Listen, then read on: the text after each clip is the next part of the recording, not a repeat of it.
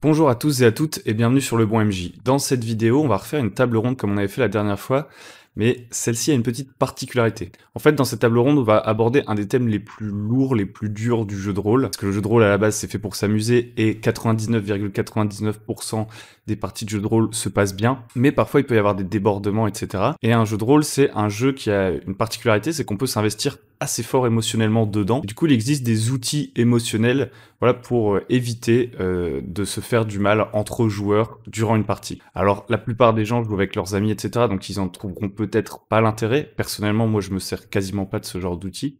Mais des outils, même s'ils sont optionnels, c'est intéressant au moins de les connaître, de savoir à peu près à quoi ça sert, comment on peut s'en servir, et ensuite, c'est à vous de voir si vous voulez vous en servir ou non. C'est un sujet qui a déjà fait polémique sur les internets. Moi, ça m'intéresse pas du tout. Pour autant, si vous avez des critiques, des remarques à faire dans les commentaires, vous pouvez tout à fait le faire.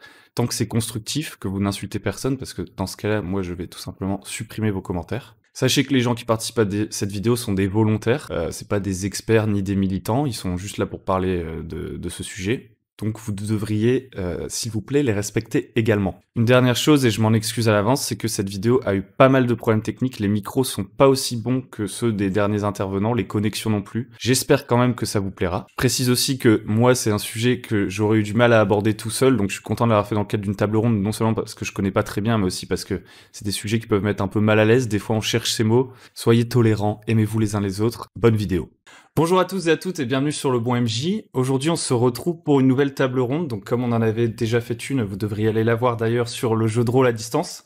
Donc, je vous rappelle le principe. En gros, les personnes qui vont intervenir ici, qui vont discuter, sont des gens qui suivent la chaîne Le Bon MJ. Donc, on fait pas appel à des entre guillemets experts, etc. C'est des gens qui viennent pour discuter d'un sujet, qui se sont renseignés un peu avant quand même. On essaye.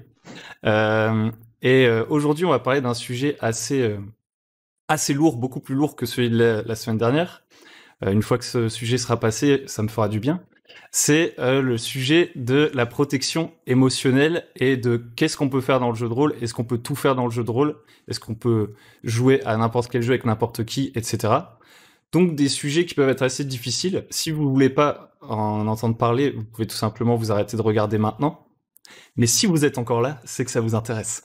Et donc du coup, on va parler des outils de protection émotionnelle, donc, qui sont des outils qui permettent de protéger finalement les émotions, comme leur nom l'indique, des joueurs, des participants d'une partie de rôle, parce le jeu de rôle, c'est un jeu, mais c'est un peu plus qu'un jeu en termes d'investissement, et on peut être touché profondément. Là où si on joue au Monopoly, à la limite, on est mauvais joueur, mais ça devrait bien se passer quand même. Là, c'est un peu plus complexe. Donc, on va parler de sujets qui peuvent être un peu durs. On va peut-être parler d'agressions sexuelles, d'actes cruels, de ce genre de choses qui peuvent être jouées ou non dans nos parties et de comment essayer de faire ça au mieux ou de ne pas le faire si les gens n'en ont pas envie. Donc voilà, c'est un sujet un peu difficile. J'espère que tout le monde sera respectueux dans les commentaires parce que une fois de plus, les gens qui sont ici sont des volontaires, ils sont pas là pour se faire insulter, etc. Donc soyez gentils. Et voilà, je pense qu'on a fait le tour. Maintenant, je vous propose je vous propose que les invités se présentent à vous. C'est Cortex, mon prénom c'est Sébastien, je suis joueur anonyme de 38 ans dans le sud de la France. Ok. Je suis plus anonyme bien. maintenant même. C'est râpé, du coup. C'est terminé. Moi, c'est Arkezam, du coup, sur le Discord et sur YouTube également.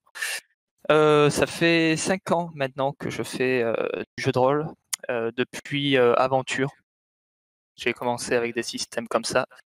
Et après, je me suis testé aux systèmes les plus classiques, à des jeux plus classiques comme des Cthulhu, des Pathfinder, Donjons Dragons, tout ça. Et je suis plus souvent MJ, d'ailleurs j'ai commencé par ça, je suis plus souvent MJ que joueur.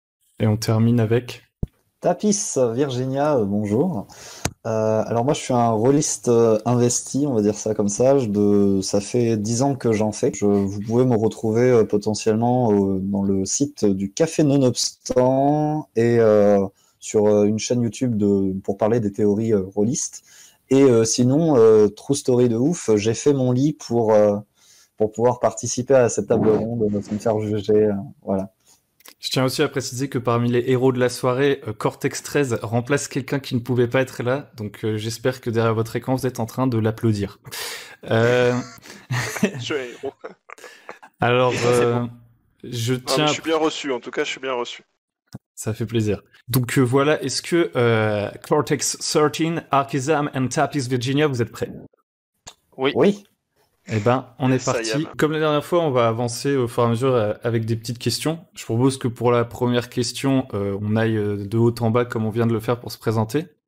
Et la première question, c'est pensez-vous qu'on peut jouer à n'importe quel jeu avec n'importe qui? Question assez large, finalement, mais qui devrait déjà poser les bases de la suite. C'est logique que non, en fait. Tu peux pas jouer à n'importe quel jeu avec n'importe qui. Tu peux pas jouer à un jeu ultra violent avec des enfants de 6 ans. Et ouais, non, Enfin, pour moi, c'est pas possible.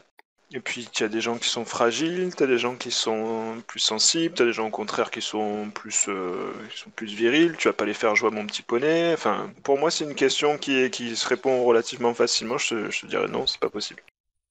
Et est-ce que... Bah, on va finir le tour d'abord, et ensuite je relancerai. Du coup, Arkezan, toi, qu'est-ce que t'en penses? Je suis complètement d'accord. L'exemple est très bien trouvé. Hein. On va pas faire jouer un jeu gore à des enfants. C'est pas le propos. Il existe finalement quasiment autant d'attentes qu'il y a de joueurs ou de MJ. Donc déjà, il faut essayer de cadrer ce que chacun veut. Le MJ aussi a le droit de dire ce qu'il aimerait jouer dans sa campagne. Et les joueurs, évidemment, ont le droit de dire moi, je veux quelque chose de gore, moi, je veux que ce soit du sérieux, moi, je veux qu'on rigole, enfin bref.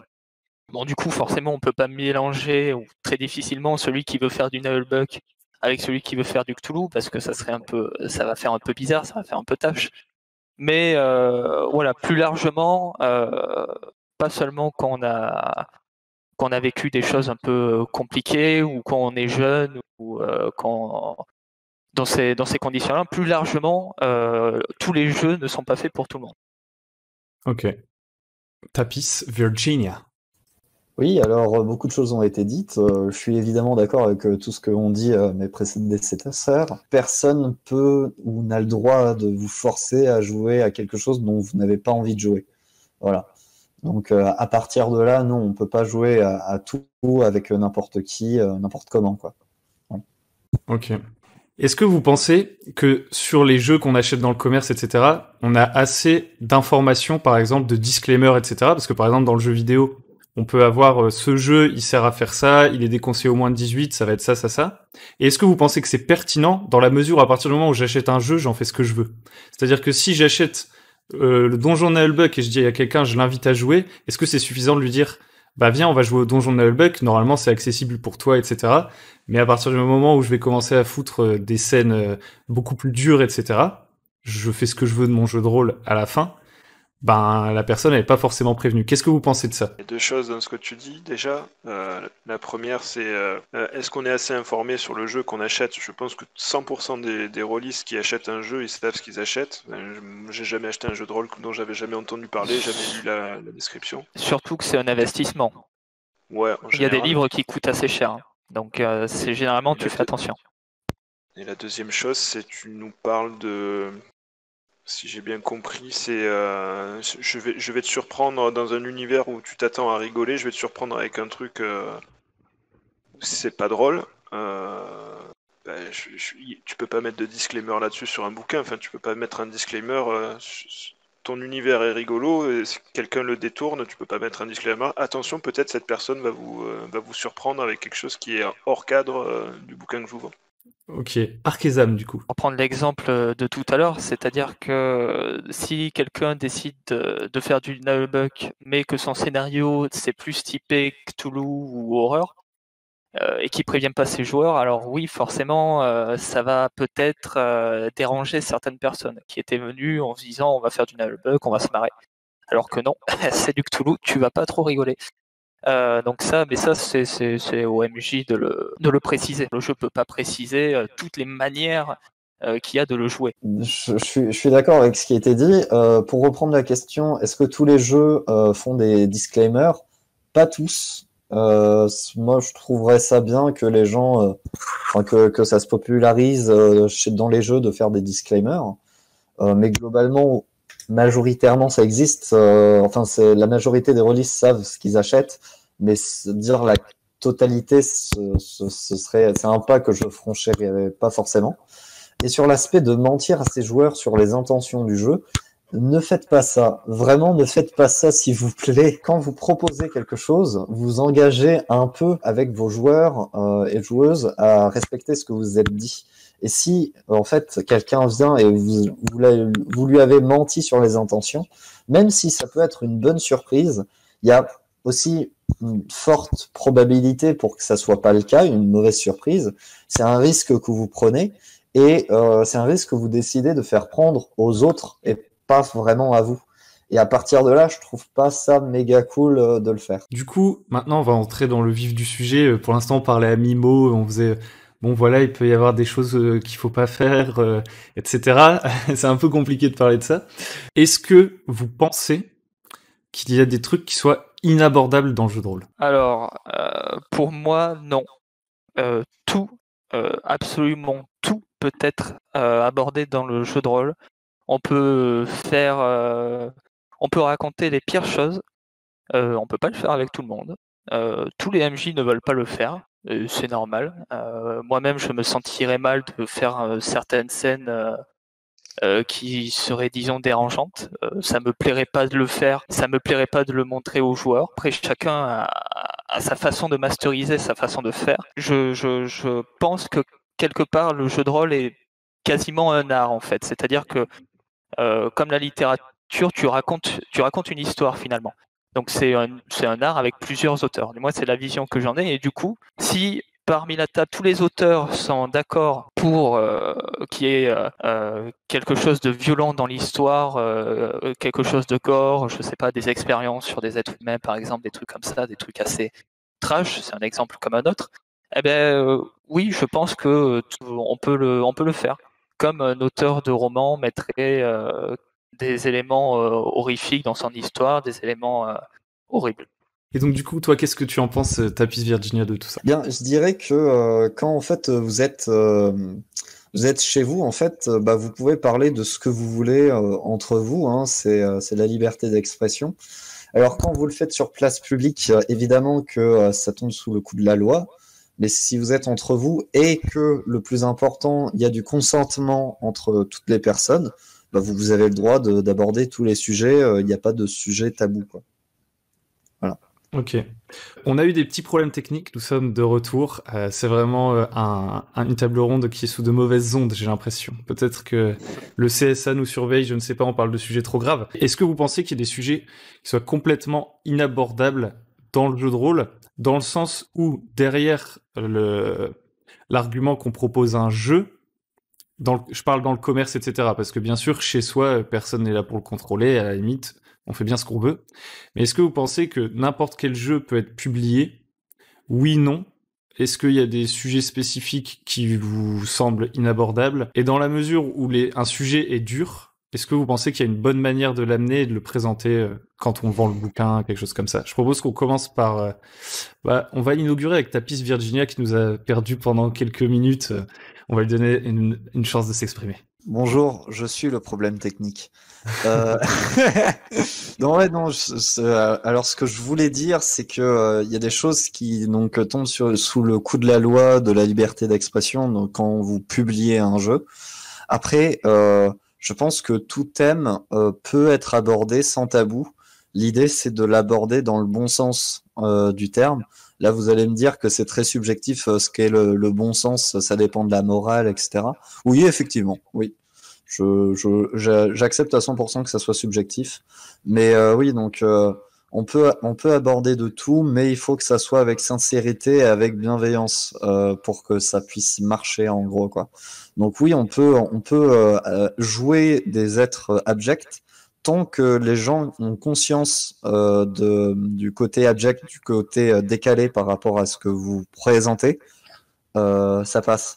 Ce qui serait vraiment horrible, ce serait de en fait faire une propagande justement malveillante en faisant passer ça sous du jeu de rôle, quoi. Ça, ce serait le piège et ce serait dangereux pour le coup. Voilà. Ok. Arkezam, qu'est-ce que t'en penses? Déjà, je suis complètement d'accord avec ce que dit Tapi, mais même au-delà de ça, je parlerai de toutes les propagandes, quelles qu'elles soient, parce que propagande, ça englobe tout ce qui est décrié comme mal, mais également ce qui peut être comme bien, mais qui peut pas l'être pour tout le monde. Encore une fois, ça dépend des gens. Donc, vous pouvez avoir des idées dans vos jeux de rôle si vous les créez. Je vais prendre mon exemple. Dans mon jeu de rôle, je mets beaucoup en avant l'amitié, enfin le fait de s'entraider. Pour moi, c'est important. Est-ce que pour autant, ça fait de mon jeu de rôle une propagande socialiste? Je ne pense pas. Donc, mais vous pouvez quand même utiliser des sujets. Après, le tout, c'est évidemment de ne pas en abuser et pas d'essayer de faire entrer dans le crâne de vos joueurs vos idées à vous. Ça, c'est vraiment un titre personnel. Mais je ne veux pas que le jeu de rôle soit soumis à la censure. À un certain niveau, la censure est plus ou moins obligatoire parce qu'on ne va pas cautionner des choses vraiment abjectes où le jeu de rôle a pour but, ou dans un jeu de rôle qui aurait pour but, comme j'avais dit tout à l'heure, par exemple, de tuer des enfants. Ça serait ridicule et sans aucun fond. Mais par contre, si j'achète le JDR The Witcher, j'ai pas envie qu'on m'enlève le racisme, parce que le racisme, il fait partie de l'univers et il fait partie du jeu. Donc à partir de là, encore une fois, ça dépend les degrés que vous y mettez. Le racisme, ça peut être un très bon vecteur d'histoire. Le tout, c'est pas de faire du racisme pour du racisme. Il faut que ça raconte quelque chose. Pour moi, c'est le plus important. Ouais, ça me fait penser, en fait, ce qui peut être un peu craignos avec la censure, j'adore ce mot craignos, c'est pas mal, c'est que tu peux te retrouver avec de l'obscurantisme un peu finalement. C'est-à-dire que genre, si t'interdis de parler de certaines choses, ça ne les fait pas disparaître pour autant, ça fait pas disparaître le mal, si tu peux pas parler de problématiques de la réalité, tu te retrouves avec un jeu où finalement tu te poses plus aucune question et le jeu il peut poser des questions. Et genre par exemple pour l'exemple de tuer des enfants, tu vois, ben dans The Witcher c'est un truc que les PJ pourraient être menés à faire, tu vois. C'est-à-dire que si l'enfant il est maudit, s'il est machin, tu vois, t'as la thématique du moindre mal dans The Witcher. C'est différent de dire vous êtes quelqu'un qui doit prendre une décision à un instant T, est-ce que je sauve une personne ou est-ce que je sauve 10 personnes, tu vois. C'est toujours des questions de valeur et tout. Et du coup, ouais, je pense qu'il y a une grosse différence qui se fait sur l'angle par lequel tu abordes le sujet. Je sais pas ce que t'en penses, Cortex 13. Ouais, je suis d'accord avec toi. Moi, je parlais plutôt d'intention de l'auteur. Quelle est l'intention du jeu? Qu'est-ce que c'est la proposition? Est-ce que c'est la proposition, c'est de jouer des trucs extrêmes pour justement avoir une prise de conscience sur quelque chose, ou est-ce que la prise de position de l'auteur, c'est de te faire jouer un truc dégueulasse parce que t'es un gros dégueulasse. Voilà. Mais comme disait Tapis, il y a la loi. La loi, normalement, est censée être la censure et dire ça c'est légal, ça c'est pas légal. Après, comme tu dis, on peut bien faire comme on veut chez soi, mais il y a quand même quelques limites à respecter. Notamment celle de la loi. Ne faites pas les gros dégueulasses. Ouais. Et celle du consentement, bien évidemment. C'est-à-dire que si vous êtes entre adultes, il faut que, voilà, c'est thème récurrent, ne vous forcez pas à jouer quelque chose dont vous n'avez pas envie de jouer. Et c'est un peu la boucle est bouclée avec les disclaimers, etc. C'est-à-dire que tu peux publier un jeu, mais tu dois non seulement dire ce qui va être joué, mais aussi pourquoi on va y jouer. C'est un peu ça, c'est genre pourquoi je l'ai écrit, pour justifier tes choix en fait. C'est important. Parce que tu pourrais très bien te dire, bah je vais pas justifier mes choix, genre on joue des nazis et c'est tout. Et ensuite, bah hop, c'est le bordel, tu vois. Alors que si tu dis, on joue des nazis pour voir ce que c'est d'être un nazi et se rendre compte se poser la question de est-ce que je suis nazi par conviction ou parce que je suis obligé, est-ce que j'accepte les ordres, etc. D'un seul coup, c'est plus intéressant, quoi. J'ai vu que tu levais la main, Arkezam.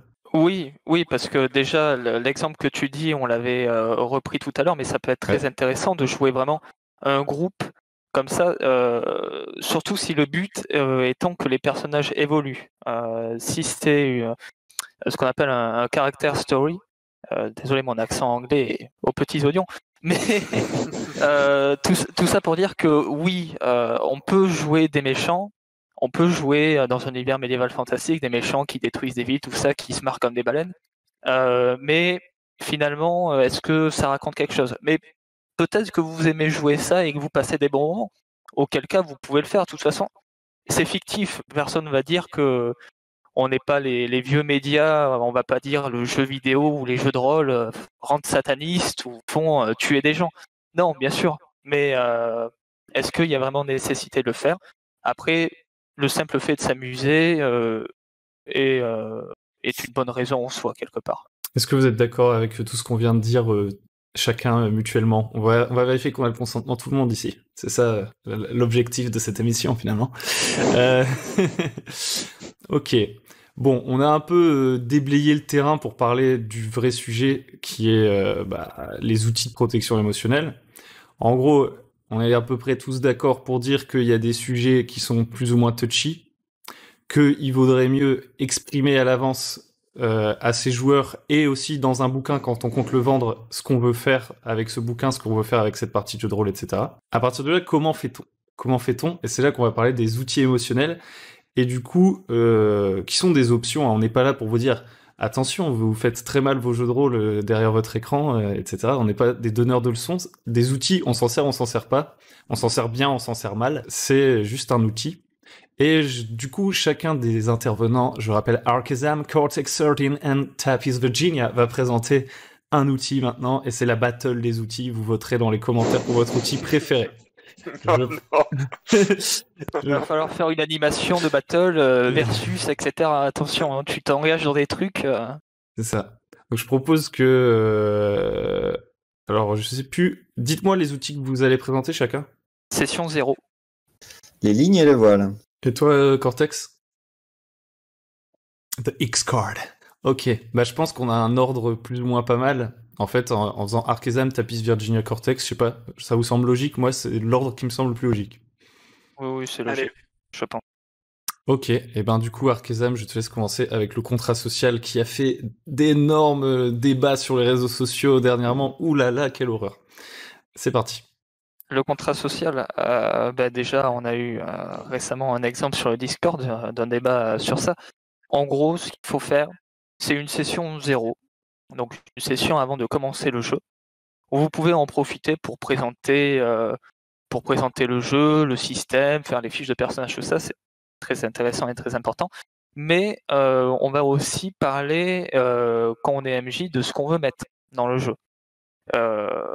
Admettons, prenons un exemple assez classique, je vais faire du Donjons et Dragons, mais par contre, j'aimerais bien qu'on aille dans des souterrains et que ce soit de l'enquête, que vous affrontiez des monstres un peu étranges et tout.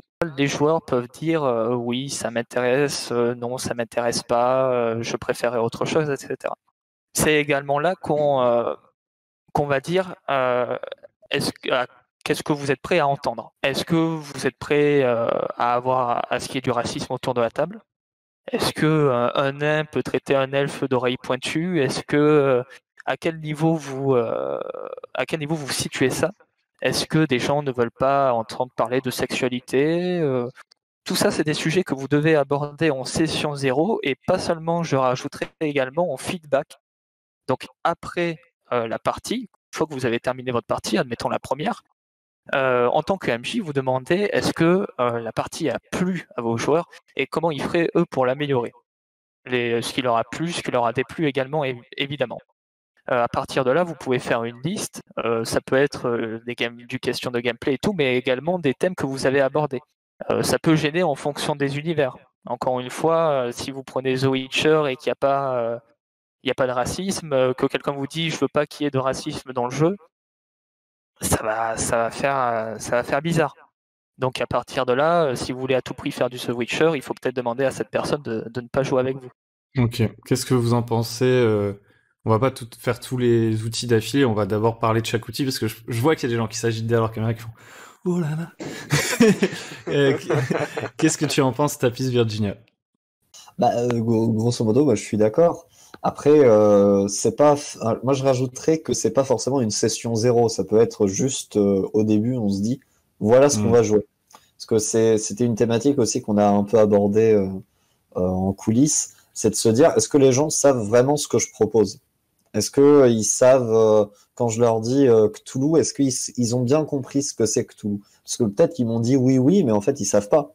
Et autour de la table, il n'y a aucun problème à dire précisément, ok, nous allons jouer un jeu là où il va y avoir des trucs horribles, il va y avoir des trucs que vous comprenez pas, des trucs métaphysiques, machin. Et même peut-être, voilà, même peut-être, quitte à spoiler, limite le faire, quoi, si vous voulez pas de problème durant votre partie et que les gens savent pourquoi ils s'engagent. Et donc moi je trouve qu'il a fait un très bon résumé. Je suis d'accord avec ce qu'il a dit sur le contrat social. Ok. En fait, oui, effectivement, c'est pas nécessairement une session 0. Parce qu'on va pas se le cacher, tous les outils dont on va parler, déjà, pour la plupart des gens, ça semble facultatif, voire inutile, parce qu'ils jouent avec des gens qui connaissent bien. Et en fait, la plupart de ces outils se révèlent beaucoup plus nécessaires quand vous jouez avec des gens qui ne vous connaissent pas, ou avec des gens que vous connaissez bien, mais vous jouez à un jeu qu'ils ne connaissent pas. Et donc du coup, effectivement, c'est pas nécessairement une session 0, parce que quand je vais en convention ou que je joue comme ça avec un groupe de gens que je connais pas, on part pas forcément pour une campagne, et du coup, on va pas forcément se voir au préalable pour préparer ensuite la partie suivante. Des fois, vous arrivez à une table, paf, le mec qui vous explique ce que c'est le jeu. C'est pas vraiment une session 0. Et effectivement, c'est ça, c'est l'idée que chacun dise, que le MJ dise ce qu'il veut, mais aussi ce qu'il veut pas. C'est ça aussi le truc sur lequel j'aimerais bien revenir, c'est que t'as dit, le MJ dit ce qu'il veut et les joueurs disent ce qu'ils veulent pas, mais en fait, c'est les deux. C'est-à-dire que le MJ a aussi le droit de dire ce qu'il veut pas, que ses joueurs fassent, et les joueurs ont le droit aussi, et ça c'est plus dans le cadre d'une campagne, je pense, au long terme, dire ce qu'ils voudraient voir également, parce qu'ils peuvent aussi construire la campagne avec le maître du jeu. Cortex, est-ce que tu as un truc à dire là-dessus? Personnellement, je fais très peu de... Alors je fais des sessions 0, oui, mais des contrats sociaux, parce que moi je joue uniquement avec mes potes et mon frangin, enfin voilà. En général, on fait pas ça. Mais c'est vrai que ça m'est arrivé de jouer avec des inconnus quand même, je vous rassure. Je trouve que c'est des trucs qui sont vachement utiles. Mais là, ça a l'air super sérieux, super... on est dans un truc qui a l'air hyper grave, mais en vérité, c'est une question à bâton rompu détendu, quoi. C'est des trucs... ouais, j'aimerais bien qu'il y ait des nains, j'aimerais bien qu'il y ait... C'est très zen, ce genre de discussion. Après, quand vous voulez mettre l'accent sur ouais, moi je veux pas qu'il y ait de meurtre, je veux pas qu'il y ait de violence sur les enfants, je veux pas qu'il y ait de violence physique sur des jeunes personnes, etc. Ça déjà on rentre dans des trucs un peu plus spécifiques, mais c'est pas la majorité des parties, quoi. C'est ça que je voulais souligner. Ça a l'air très très sérieux, ça reste jeu de rôle quand même. Et d'ailleurs, on avait discuté un peu en off, effectivement. Il y a une question qui est assez intéressante, c'est est-ce que le fait de demander aux gens d'exprimer comme ça ce dont ils ont peur, etc., c'est pas déjà solliciter ces problématiques? Par exemple, je veux jouer à un jeu genre tranquille, peace, il peut toujours y avoir des accidents, mais je peux être en mode je vais jouer le scénario de Chronique oubliée de la boîte d'initiation qui normalement, vu qu'il est vendu par une des plus grosses boîtes de jeux de rôle, ne contiendra pas de scènes offensantes parce qu'il est même prévu pour les nouveaux joueurs. Si ça tombe, je vais me dire, logiquement, je vais pas toucher à des sujets graves. Et si je commence à demander à mes joueurs, est-ce qu'il y a des sujets graves dont vous voulez pas parler? Donc je les force, en quelque sorte, à en parler. Est-ce que vous pensez que le fait de demander d'exprimer leurs attentes à des gens, ça peut finalement les forcer à parler de sujets dont ils ont pas envie de parler pour justement dire qu'ils ont pas envie d'en parler? Tu es tordu comme garçon. Tapis, je vois que tu lèves la main. Ouais, du coup, c'était une des problématiques que j'allais parler dont j'allais parler avec les lignes et les voiles. Du coup, est-ce que tu veux qu'on en aborde tout de suite? Eh c'est parti. Du coup, les lignes et les voiles, en fait, c'est comme le contrat social en un peu plus formalisé. En gros, c'est avant une session, que ça soit pour de la campagne ou un one-shot, on va se dire, ok, il y a des sujets, je trace une ligne, une bien grosse ligne dans le sable pour dire ça, vous ne franchissez pas cette ligne parce que sinon, en gros, c'est pas urbain de le faire, quoi. Donc, sujet tabou absolu. Et il y a des sujets où en fait, on n'aime pas forcément, mais on tolère entre guillemets qu'ils arrivent. On veut juste pas qu'il y ait des zooms dessus. Ça, c'est les voiles. C'est-à-dire que ces sujets, ils existent parce que ça peut être intéressant qu'ils existent, mais on n'a pas forcément envie de les détailler plus que ça. on les voit un peu floutés, un peu pixelisés, etc. C'est les voiles. Donc on met un voile dessus et on aborde très légèrement, on rentre pas dans les détails. Et du coup, comme tu disais, ça peut être c'est un outil extrêmement performant sur le long terme pour de la campagne, etc. Mais pour des jeux où on sait par avance qu'il ne va pas y avoir des thématiques graves, etc., c'est une grosse mécanique que l'on met, en fait. Et en fait, pour en avoir fait pas mal de mon côté, au bout d'un moment, c'est assez lassant de répéter toujours la même chose que tu ne veux pas voir. Et du coup, avoir dans ta bouche les mots que tu ne veux pas entendre pendant plusieurs parties que tu fais, parce que je joue souvent avec des gens que je connais pas forcément. Du coup, ouais, ça peut être usant. Je dirais plutôt que c'est à faire si en fait vous avez des sujets auxquels on ne s'attend pas mais qui vous touchent particulièrement. Par exemple, si vous avez une phobie particulière, si vous avez faut pas hésiter. Mais mettre cette mécanique systématiquement, ça peut être usant à la longue. Bon, en tout cas, c'est mon expérience. Voilà. Ok. Ça nous fait revenir justement sur le fait qu'en fait, il y a différents angles pour aborder des sujets. Enfin, imaginons une thématique qui, je pense, fait plus ou moins l'unanimité en termes de trucs qui peuvent être très gênants. C'est les agressions sexuelles. Je pense que c'est un des sujets les plus difficiles à traiter dans le jeu de rôle et en général, parce que c'est extrêmement déjà difficile de se mettre à la place de quelqu'un qui en a vécu une, et on est souvent pas très bien renseigné sur le sujet, donc pour commencer à décrire ce genre de truc, c'est assez complexe. Et effectivement, dans un jeu policier, par exemple, je peux enquêter potentiellement sur ce genre de méfaits, mais c'est bien différent de jouer une scène de ce genre, même en étant observateur. C'est-à-dire que si je retrouve quelqu'un qui est mort, et on me dit, voilà, il a subi ce genre de violence, c'est très léger. Si je dois écouter le témoignage de quelqu'un qui me raconte ce genre de violence, c'est déjà plus lourd. Si mon personnage voit ce genre de scène, c'est encore plus lourd. Et alors le pire, c'est quand il y a des maîtres du jeu qui vous disent qu'un PNJ vous fait subir ce genre de violence ou que des joueurs entre eux, enfin des personnages entre eux, se les font subir. Et à chaque fois, c'est un angle de plus en plus dur. Et du coup, les lignes et les voiles, c'est pas mal justement pour ça. Parce que je pense que ça peut être frustrant pour certaines personnes de se dire que quelqu'un arrive et bannit complètement un sujet là où on aurait pu l'aborder de manière légère, et c'est bien d'avoir un outil pour nuancer ça. Qu'est-ce que vous en pensez ? Alors ça va être très, très soft encore une fois. Je l'utilise sans l'utiliser, c'est-à-dire que j'ai mes propres lignes que je franchis jamais, et c'est les mêmes depuis que je commence à masteriser, et j'ai mes propres voiles que j'utilise tout le temps. Dernièrement, j'ai masterisé une partie Dungeon World. J'ai voulu faire un truc un peu à la Conan, quand il arrive chez les cultistes, qui a une grosse partouze, vous voyez, le truc un peu... Eh ben, j'ai pas utilisé le mot partouze, par exemple. J'ai utilisé des mots plus colorés, plus jolis, tu vois. J'ai à peine des suggestions. Évoqué. Voilà, c'était très suggestif, parce que je me serais pas vu en train d'expliquer avec des mots bien crus, des machins comme ça, c'est pas mon délire. Donc ça, c'est mon voile. Après, mes barrières, elles sont inhérentes à ma personnalité, mais c'est des trucs que j'utilise instinctivement. Voilà. Moi, c'est pour ça que je trouve que c'est vachement chouette que ces outils maintenant soient popularisés et qu'ils soient informels et qu'ils soient écrits et qu'il soit possible pour tout le monde de les consulter, parce que c'est des pratiques que je trouve qui sont utiles à tout le monde, même dans des parties, parce que moi je joue que des parties délire, même dans des parties délire, tu arrives toujours à un moment où tu vas vouloir décrire quelque chose, et tu vas potentiellement aller trop loin, et dégoûter tout le monde, donc c'est bien que ça existe, et c'est bien que ce soit démocratisé. Voilà. C'était mon avis sur les lignes et les voiles. Après, quand chacun fait comme il veut, on n'est pas obligé de les mettre, on n'est pas obligé de les utiliser, etc.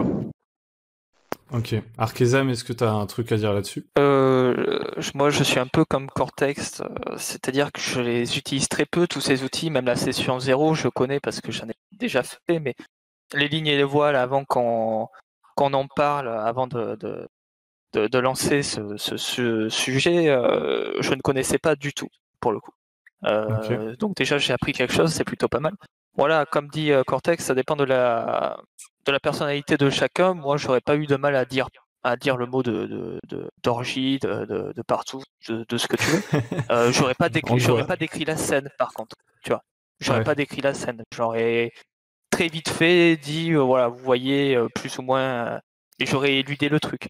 Mais ça me gêne pas d'utiliser ce genre de mots. Donc ça dépend, voilà, du MJ, mais ça dépend aussi des joueurs. Il y a peut-être des joueurs qui n'ont pas envie d'entendre ce genre de choses durant la partie. En fait, c'est ça. C'est-à-dire que on a la chance d'avoir une langue assez développée pour qu'il y ait des mots qui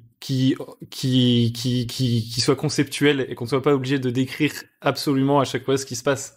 C'est-à-dire que pour sortir un peu du thème de la sexualité, parce que ça peut être lourd à force, on va prendre un thème sur lequel la plupart des gens se lâchent assez facilement dans le jeu de rôle, le meurtre et la guerre. Je peux dire, vous voyez, machin qui tue truc. C'est beaucoup plus zen que de dire, machin, il sort son épée, il commence à choper l'autre, vous voyez son regard, enfin bref, justement, on va éviter d'entrer dans les détails. Je ne sais pas qui regarde cette vidéo, c'est terrible. Mais, mais voilà, vous pouvez d'un simple mot évoquer quelque chose sans être obligé de détailler absolument tout. Et je pense notamment à tout ce qui va être scène de torture et tout, c'est des trucs, ça peut être de l'humour. On voit bien qu'il y a des films burlesques où il se passe des scènes ultra gore et on en rigole. Mais dans le jeu de rôle, on n'est jamais exactement sûr de ce que machin il pense vraiment de ce qu'il est en train d'expliquer. Est-ce qu'il est sérieux? Est-ce qu'il rigole? C'est pas toujours aussi évident. Donc des fois, se contenter de concepts, c'est largement suffisant, surtout si c'est pas le cœur de l'histoire. Et il vaut mieux dire, je risque de vous décrire des atrocités. Si vous n'êtes pas prêt à attendre, voilà, ne venez pas. C'est là qu'on va arriver à l'outil le plus utile, finalement. Peut-être, je ne sais pas. Qui est l'outil que va nous présenter Cortex, qui l'a conçu. Donc, n'hésitez pas ensuite à lui faire des dons, etc. Puisque je m'en rappelle. J'ai un Tipeee d'ailleurs pour me laisser des questions. J'ai un clochard du web, moi aussi. Donc, évidemment, tout ça est de l'ironie. Cortex, est-ce que tu peux nous parler pas de Tipeee. de la X-Card que tu n'as pas inventée? Non, j'ai pas inventé la X-Card. Celui qui a inventé la X-Card, c'est John. Je lis mes notes en même temps.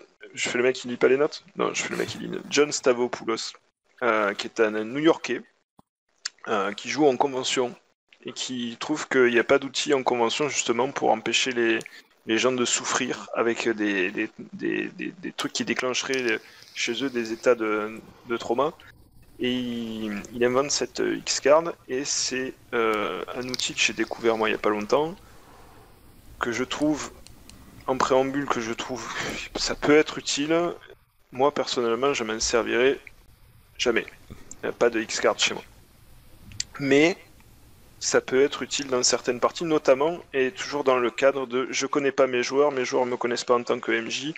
Il y a cet outil-là qui te permet ça va nous permettre de sauver, de se sauver d'un malaise. Voilà. Il y a un truc qui est intéressant dans cet outil-là, c'est que déjà c'est un des plus détestés. Alors attends, juste avant de continuer, est-ce que tu peux expliquer comment ça fonctionne? Ouais, j'allais y venir. J'allais dire c'est un des plus détestés. T'as prévu une introduction et tout. Ok, je te laisse.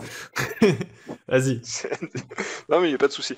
C'est un des plus détestés parce que justement, le principe, c'est que vous êtes joueur dans une partie, il se passe quelque chose dans la partie qui vous met dans un état émotionnel. Ça déclenche un truc chez vous, vous avez vécu un accident grave quand vous étiez petit, vous avez perdu un proche récemment, enfin, on imagine tout et n'importe quoi. Il y a un élément déclencheur dans la partie qui fait que ça y est, vous vous sentez mal, vous avez des sueurs qui commencent, et vous voyez que ça continue, et que ça va s'amplifier, et que vous allez être vraiment pas bien. Il y a une carte avec un X dessus, sur la table, et vous allez juste la toucher, la montrer, la tapoter, et normalement, le MJ, puisque c'est lui qui a mis l'outil en place normalement au début, il va s'arrêter, et on va éluder cette partie de la scène, et on va reprendre la partie un peu plus loin. On va dire il s'est passé quelque chose, et on recommence un peu plus loin. Alors, il est détesté, il est décrié dans la communauté, parce que justement, certains maîtres du jeu pensent que la X-Card, c'est la censure du joueur. Voilà, c'est la carte magique qui permet d'arrêter une partie, et ça gonfle certains. Bon, personnellement, si un joueur est mal et qui me dit je sors la X-Card, ben, plutôt je me ferai du souci pour lui. J'essaierai de savoir ce qui se passe et on arrête tout et on discute 5 minutes et on reprend après. Voilà. Alors, il y a un super petit... Je sais que c'est un peu long, mais il fait une super petite intro, l'ami John, et je trouve qu'elle est vachement chouette. Pour utiliser sa carte, il commence comme ça, il dit « J'ai besoin de votre aide pour que tout le monde s'amuse ». C'est-à-dire qu'il dit que le bien-être de chaque joueur autour de la table, il passe par la bonne volonté de chacun, ou plutôt la bienveillance de chacun. Il faut être bienveillant autour de la table pour que ça se passe bien. Et rien que ça, une fois qu'on l'a dit, la X-Card, probablement, on s'en servira jamais. Si tout le monde est bienveillant autour de la table, ça se passera bien. Voilà. Qu'est-ce que j'avais noté d'important là-dessus? Moi, personnellement, c'est un truc que je m'en servirais pas parce que je joue qu'avec des potes, et forcément. Enfin, à part qu'il y en a un qui me révèle un traumatisme caché, ça peut arriver. Le principe du traumatisme et de les états de choc comme ça, c'est que justement l'élément déclencheur, ça va jamais être un élément évident, ça va toujours être un truc qui va être à côté. Je te racontais, Hugo, l'exemple de l'accident de voiture. Il y a quelqu'un qui a perdu ses parents dans un accident de voiture, ils étaient dans la voiture. Il peut, dans un jeu de rôle, il peut conduire, il peut être au volant, il peut être un pilote, il peut jouer un pilote de Formule 1. Mais par exemple, ce jour-là, il neigeait, et dès que tu vas évoquer la neige, il va être pas bien. Donc, il faut... Ça peut être utile même avec des gens qu'on connaît très bien, parce qu'on ne sait jamais à quel moment ça va tomber. Voilà. En fait, c'est une manière de formaliser. C'est une manière de formaliser ce que la plupart des gens feraient normalement. Je pense que c'est un des trucs qui embête pas mal ceux qui décrivent ce genre d'outils, c'est qu'ils se disent mais attendez, vous faites les génies là avec vos outils, mais genre une personne sensée, elle saurait le faire sans. Et ouais, mais pas tout le monde est super bienveillant, et pas tout le monde est... Il y a des gens, des maîtres du jeu par exemple, qui vont vouloir faire absolument un jeu, ils vont prendre plus de plaisir à le faire jouer que avoir les réactions de leurs joueurs. En fait, ça va être un plaisir égoïste, donc ils vont être égoïstes, ils vont pas être dans la bienveillance, et ainsi de suite, quoi. Et puis on a tendance à se projeter dans les autres, à croire que les autres ils pensent comme nous, ce qui est rarement la réalité. Qu'est-ce que vous en pensez, Tapis Virginia? Qu'est-ce que tu en penses de la X-Card? Ouais, alors moi je vais rajouter un truc. Alors évidemment, soyez bienveillants, etc. Mais des fois la bienveillance, ça fait pas tout. Et en fait, c'est pas si facile à dire quand ça va pas. Ça veut dire que sans outils comme ça veut dire que y a un truc qui se passe pas bien. Vous dites à tout le monde de faire pause, de dire je vais pas bien, etc. Et après, ceux qui sont pas habitués, va peut-être y avoir une phase de négociation en mode non mais t'es vraiment sûr que ça va pas, ou on va presque lui demander de se justifier. Tandis qu'en fait, avec cet outil, t'as besoin de rien dire.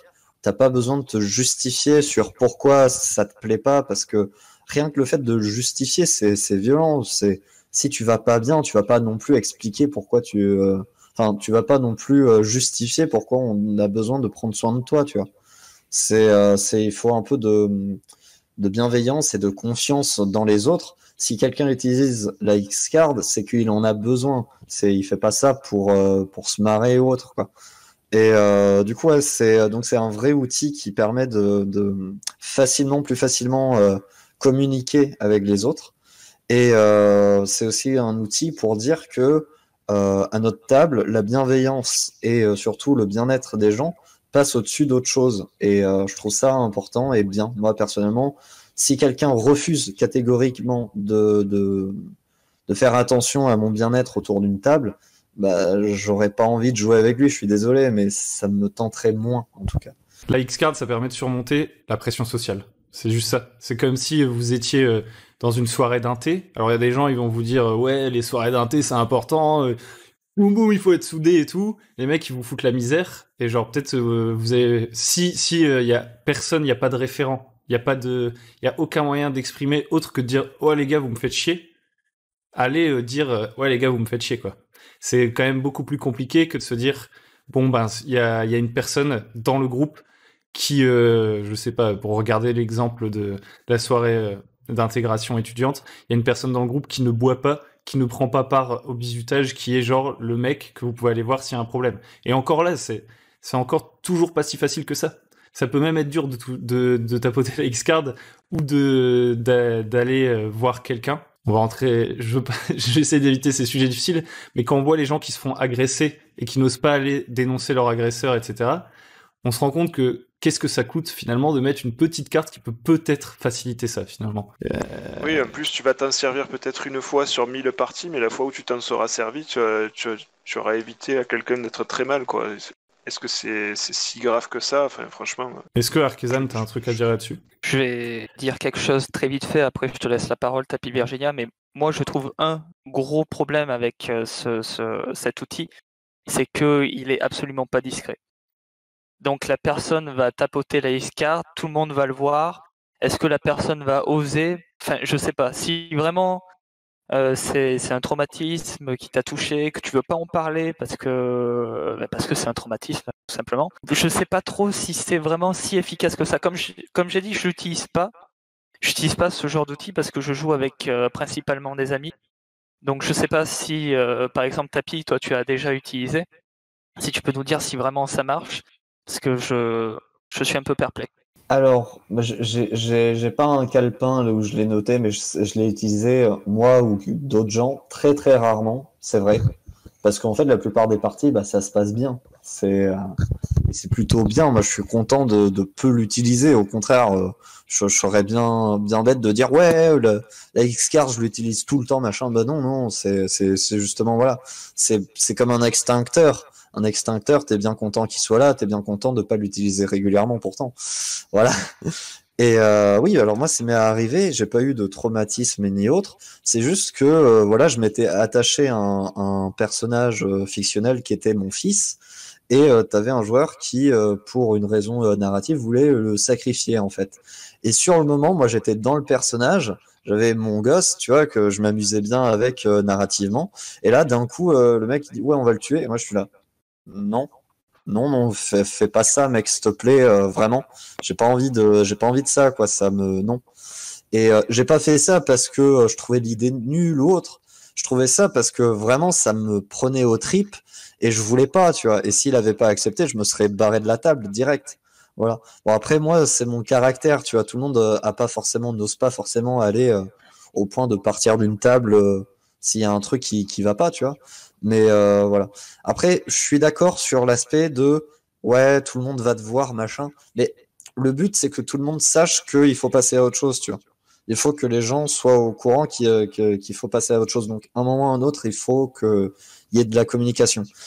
C'est vrai qu'en parler au début de la partie, dire n'hésitez pas, vous avez le droit, il n'y a pas de problème, bah, ça aide à un climat plus facile, tu vois, à faire ça. Et c'est l'un des vraiment, c'est pour ça qu'on disait que pour nous, enfin pour plusieurs personnes ici, je pense tout le monde avoir, c'est l'outil enfin le meilleur outil parce que en fait, il coûte rien. La mise en place est très rapide. Ceux qui connaissent déjà, t'as même pas besoin de l'expliquer. Donc c'est un outil qui est très performant parce qu'en fait, quand ça va pas, soit tu peux demander à la personne si elle a besoin d'aide, si elle a besoin de quelque chose. Des fois, ça peut être un truc à la con. Elle veut boire un chocolat chaud et ça va mieux. Elle veut penser à autre chose, etc. Des fois, elle dit non, c'est juste on passe à la suite, quoi. Et on passe à la suite et tout va bien, quoi. Donc c'est un outil très efficace qui coûte rien et qui est très simple. Donc c'est pour ça que vraiment c'est un bijou.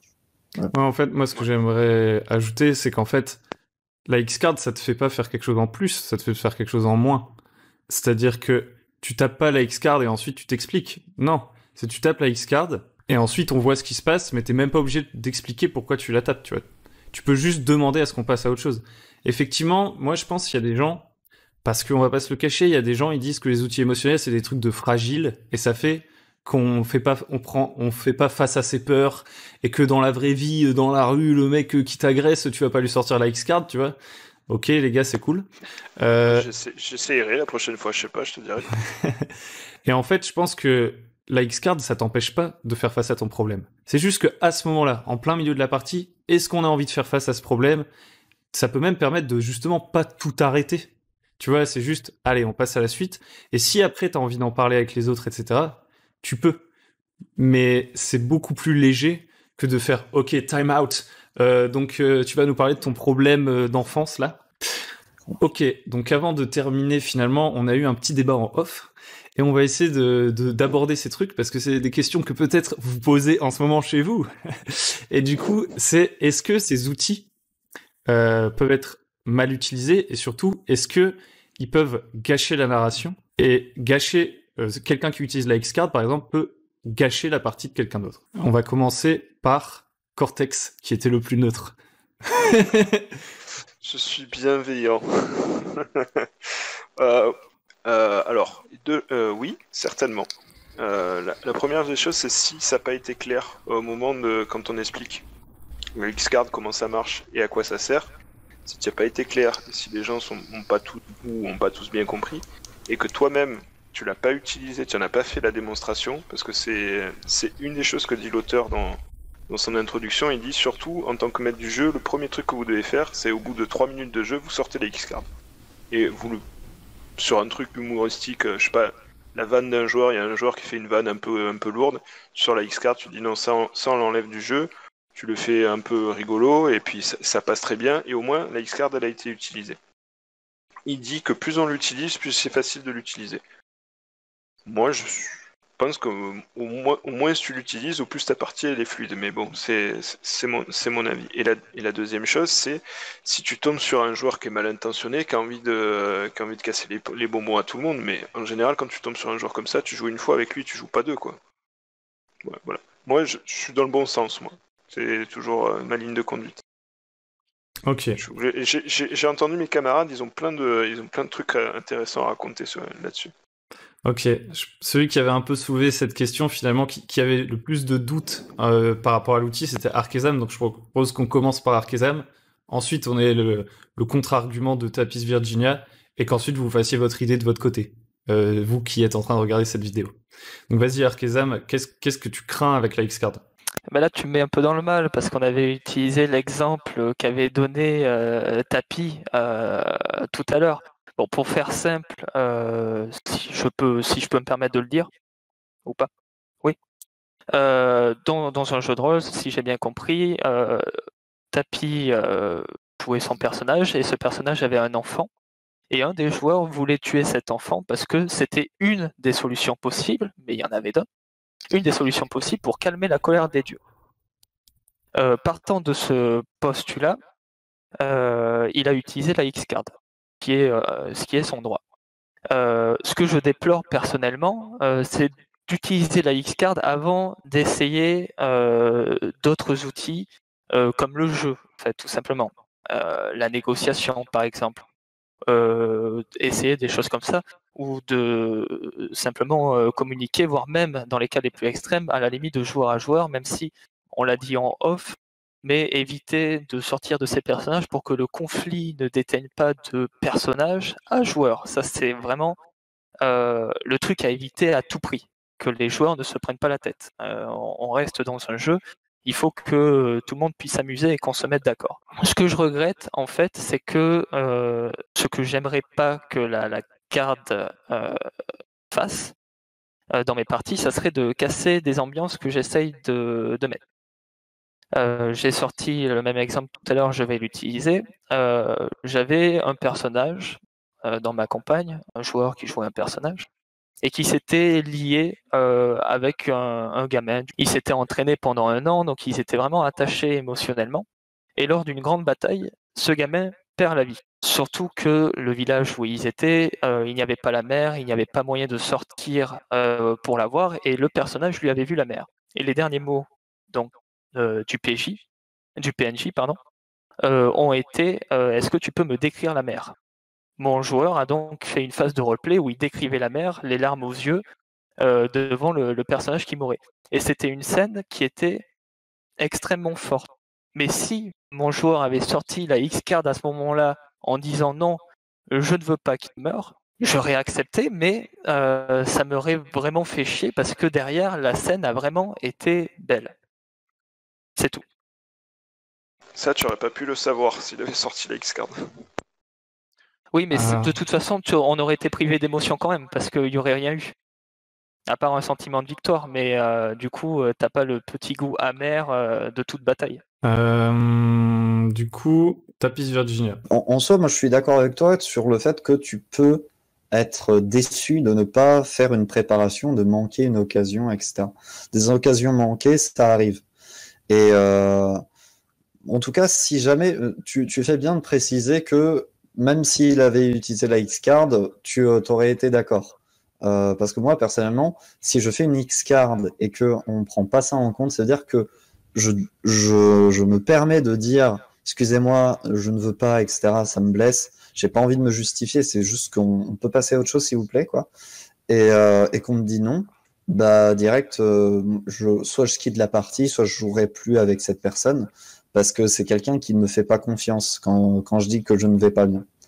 Et là, tu m'as demandé, mais pourquoi tu le fais pas en jeu?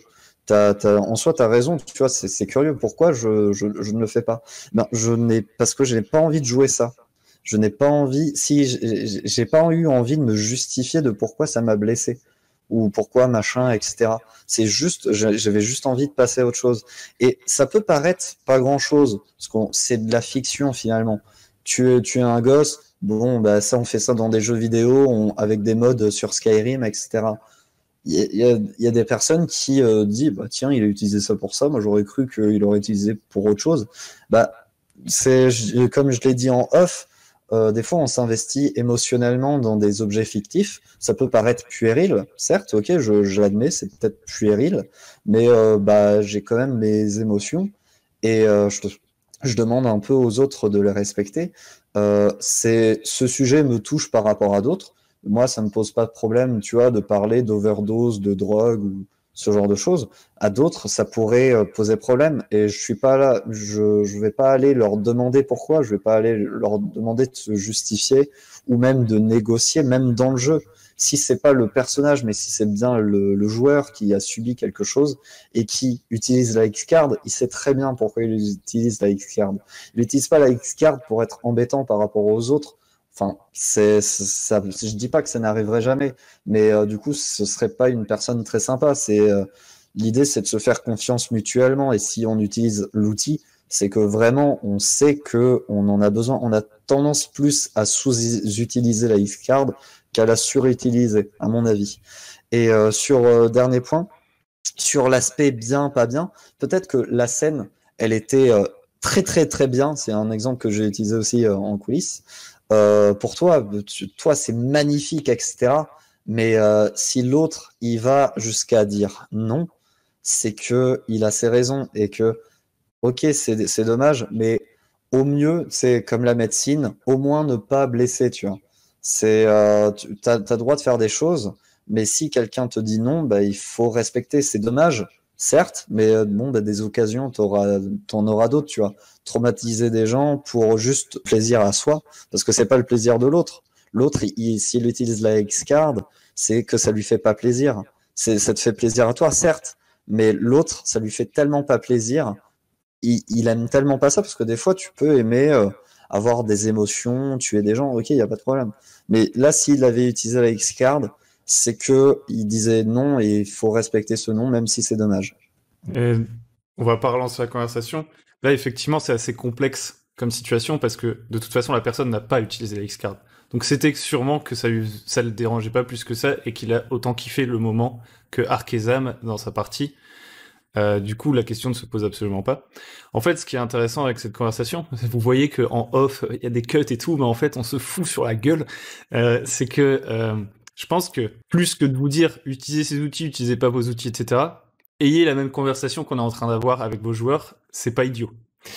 On va passer à la fin de la vidéo. Donc on va aborder the last question. On arrive sur quelque chose de plus léger. S'il y a des rageux qui détestent les outils émotionnels et tout, ils sont déjà plus là et ils vont rater ces précieux conseils malheureusement. Il y a certaines personnes ici, enfin à part moi, qui vont vous donner des... je dis n'importe quoi. Chacun des participants qui sont ici a préparé un petit conseil qui n'a pas forcément à voir avec le sujet et tout, parce que le but de le bon MJ, c'est pas seulement de se triturer les méninges et de se taper, c'est aussi de voilà, repartir avec un petit truc utile ou pas. Vous en jugerez vous-même pour vos parties. Donc je propose que on commence par celui qui a terminé juste avant. Tapis, qu'est-ce que c'est toi ton petit outil, ton petit conseil? Ça peut être n'importe quoi, un truc que t'aimes bien faire dans tes parties. Alors moi, je vais dire un truc simple que je fais souvent et que je dis souvent aussi aux gens de faire. C'est du coup, là pour changer de la sécurité émotionnelle, c'est autre chose. C'est en tant que MJ ou même joueur ou autre, n'hésitez pas à renvoyer les questions à celui qui le fait pour créer du jeu. Par exemple, vous êtes MJ, il y a quelqu'un qui ouvre une porte, vous n'aviez pas prévu qu'il ouvre cette porte-là. C'est une métaphore, hein, c'est pas forcément une porte. Et tu sais pas ce qu'il y a derrière. Le joueur dit qu'est-ce qu'il y a derrière. Au lieu de répondre je sais pas, dites toi qu'est-ce que tu en penses? Qu'est-ce que tu vois derrière?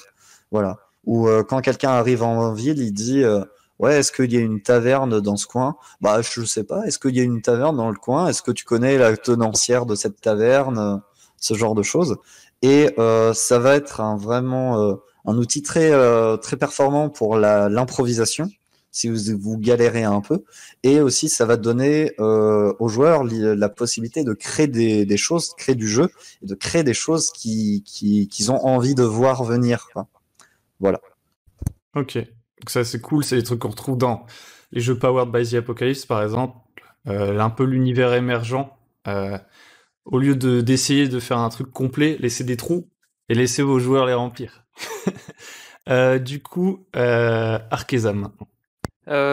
Moi, j'avais prévu de parler de boss, tout simplement parce que récemment, je fais du médiéval fantastique et que j'ai eu un petit problème de boss. Donc, avec un ami, on s'est donné 1 heure, voire même un peu plus, pour discuter de ça et de comment faire de meilleurs boss. Tout d'abord, ce qu'il faut vous demander, et c'est pour ça que c'est un peu complexe comme question, c'est que ça dépend des jeux. Là, je vais parler surtout de médiéval fantastique, mais vous pouvez transposer à d'autres. C'est quelles sont les qualités des personnages, la complémentarité, c'est-à-dire que tu en as un qui soigne, l'autre il fait des dégâts, l'autre il protège, etc. C'est toujours des gens qui sont complémentaires, qui arrivent à former un groupe qui permet quand même une certaine survivabilité, plus que le boss, vu qu'il est par définition seul. Encore que, on va y revenir. Ils ont également le nombre pour eux, parce que, encore une fois, on va sûrement y revenir, mais boss, c'est souvent tout seul, alors qu'un groupe peut être nombreux, de 4 à 6, voire plus, selon comment vous jouez. Et dans ce cas-là, c'est plus difficile pour lui de se démener face à toute une meute de PJ en colère. Et il y a la létalité, parce que forcément, ils sont plus nombreux, ils sont complémentaires, donc certains sont spécialisés, et ça permet à d'autres donc de se spécialiser, on va dire, dans les dégâts, et donc de faire tomber votre boss extrêmement vite. Ce qu'il faut se poser comme question, du coup, c'est comment on va gêner les personnages, pour créer du jeu et que le boss soit un peu plus retors, en fait. Autrement que de lui rajouter des points de vie pour que le combat dure plus longtemps, parce que c'est pas forcément le plus intéressant. Vous pouvez le faire, mais il faut y aller doucement, quoi. Donc, déjà, on peut désorganiser les personnages. Si, par exemple, le boss peut aller attraper le prêtre derrière qui lance ses sorts de soin depuis le début et le balancer à l'autre bout de la pièce encore pour qu'il soit vraiment tout seul, coupé du reste du groupe. Voilà, vous pouvez essayer de les désorganiser comme ça. Un boss, ça peut aussi avoir des alliés. Mais si vous voulez rester vraiment dans l'optique de faire un boss qui est tout seul, vous pouvez l'aider avec les circonstances ou avec l'environnement. Par exemple, les circonstances, ce serait une explosion qui va bientôt survenir. Et le boss qui est soit prêt à se sacrifier, soit qui est sûr de pouvoir en réchapper ou quelque chose comme ça. Là, c'est les circonstances qui vont demander aux joueurs de se dépêcher. Donc peut-être même pas affronter le boss et essayer de fuir, mais lui, il va essayer de le mettre le bâton dans les roues. Donc ça peut être intéressant. Ou l'environnement. Il peut avoir prévu des pièges dans la salle où il est. Il sait que des aventuriers arrivent, on l'a prévenu. Il prévoit des pièges, des runes, des trucs comme ça. Ça lui permet d'avoir l'avantage du terrain. Il va falloir également jouer avec le terrain. Autre chose, votre boss, il peut agir comme un groupe à lui tout seul. C'est-à-dire qu'il n'est pas obligé d'agir qu'une seule fois par tour. Après, ça dépend encore une fois à quel jeu vous jouez, mais vous pouvez le faire agir une fois ou deux. Il peut également agir en réaction. S'il voit un personnage fait le tour, il peut essayer de lui faire un croche-pied ou quelque chose comme ça. Vous pouvez permettre ce genre d'action qui va pas foncièrement changer grand-chose, mais qui peut essayer de faire gagner un peu de temps au boss ou de gêner des personnages qui vont devoir remanier un peu leur plan. Je sais qu'il existe selon le jeu des actions, par exemple légendaires, je crois que c'est dans Donjons et Dragons, Ouais. ou des jeux comme ça, où le boss peut avoir une capacité vraiment très puissante, etc. Ça peut être aussi une façon de gêner les aventuriers et de rendre le fight plus intéressant. Le boss, donc, il peut avoir plusieurs facultés. Imaginons, il peut également régénérer ses points de vie. Voilà, vous pouvez rendre le boss plus long. Après, la longueur ne fait pas tout, évidemment. Le tout, c'est qu'il soit intéressant pendant le combat. Ouais, donc je pense que c'est intéressant tout ce que tu dis, Arkezam, notamment genre sur ce qu'on appelle l'action management dans beaucoup de jeux qui se jouent au tour par tour. C'est-à-dire qu'un des gros problèmes des boss, souvent, c'est que les joueurs, ils ont beaucoup plus d'action que le boss, et notamment s'ils ont l'initiative sur lui, ils peuvent le tuer avant même qu'il ait eu l'occasion de jouer. Et un truc tout simple que vous pouvez mettre en place dans le même ordre d'idées que les réactions, etc., c'est que par exemple, votre boss, il joue entre chaque tour des joueurs plutôt que de jouer à son tour. Et ça, c'est plein de mécaniques de gameplay. Je pense qu'on pourra faire une vidéo vachement intéressante là-dessus. C'est un bon sujet, les boss. Parce que souvent, il y a des déceptions quand vous faites votre premier boss chronique oublié. Je sais pas, vous dites ah, il est difficulté 4 et mon groupe, il est niveau 4, tout va bien se passer. Et il se fait éclater parce que les jeux, en théorie, sont équilibrés. Mais c'est loin de l'être la réalité la plupart du temps. Donc cool, ouais, l'idée des boss et tout. Est-ce que Cortex 13, tu as quelque chose à nous proposer? Ah là, si tu savais tous les conseils que j'ai à donner. Non, un truc que pardon. Un truc que j'adore, c'est embrasser l'aléatoire. L'aléatoire, c'est la vie. Je fais plein de petites tables. Personnellement, je fais de petites tables avec 12 entrées, comme ça j'utilise mon D12, sinon il sert jamais à rien. Et j'en fais pour les rumeurs, j'en fais pour les rencontres, et surtout je personnalise à fond les tables aléatoires, pour qu'elles soient pas si aléatoires que ça. Et à chaque fois, pour n'importe quoi, du Medfan, du sci-fi, de ce que vous voulez, ça permet d'introduire des trucs auxquels vous y avez pensé si vous les avez faites personnaliser, mais des trucs qui sont peut-être pas, qui se dérouleraient peut-être pas dans l'ordre dans lequel vous avez pensé. Vos joueurs vont réagir et ça va vous amener quelque part ailleurs. Voilà. C'est mon petit conseil, c'est embrasser l'aléatoire. L'aléatoire, c'est la vie dans les jeux de rôle. Eh ben, impec. Moi, je pense que ça aussi, ça fera une très bonne vidéo, les tables aléatoires. Ça, c'est un sujet tout à fait intéressant. Parce que on est vite tenté d'acheter le gros livre où c'est écrit 2000 tables aléatoires. Et genre, en fait, jamais tu t'en sers. Enfin, en tout cas, tu jettes rarement les dés. Ça peut te servir à t'inspirer, mais tu t'en sers rarement tel quel, quoi. Mais bon, je pense qu'on fera une vidéo là-dessus. C'est vrai que moi, je suis assez fan d'aléatoire aussi. Je vais souvent au casino, tout ça. Donc voilà, on a terminé cette vidéo. J'espère que personne n'a été choqué. J'espère que si ça vous a choqué, vous amènerez ça dans des repas de famille et que vous lancerez des débats. Merci à Arkezam, Cortex 13 et Tapis Virginia pour leur présence. C'était cool. Donc voilà, je vous rappelle dans les commentaires, soyez sympas. C'était pas un sujet facile à aborder du tout et on s'en est rendu compte. Ça a même dégénéré un petit peu de notre côté, mais c'est en communiquant qu'on apprend. Du coup, si vous êtes encore ici, merci. N'hésitez pas à liker, à vous abonner, à partager la vidéo si ça vous intéresse. Mais attention, si vous la partagez, vous attirez peut-être des ennemis. Si vous êtes intéressé par un guide pour les maîtres du jeu débutants, quelle chance, il y en a un sur www.lebonmj.com.